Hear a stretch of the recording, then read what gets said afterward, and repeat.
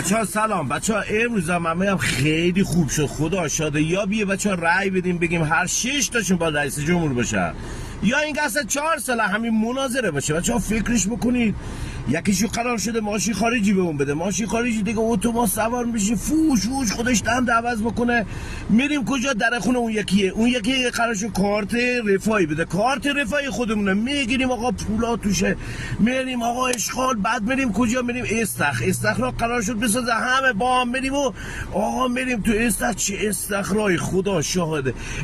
که در اومدیم بچه‌ها میریم کجا؟ میریم خونه گوش نمونه، چی داریم چی نداریم در زدن. آقا کیه؟ رئیس جمهور گوش فرستاده، گوش تا میگیریم بچه‌ها، سیخ میکشیم میزنیم و بعد اشغال. و بعد حالا چیکار کنیم؟ یه دفعه یادم طلا یارانه، طلا داریم، بعد بریم طلا مفرشیم و بچه‌ها میریم فقط اشغال. چی میشه؟ خدا شاهد 6 تاشون باشه.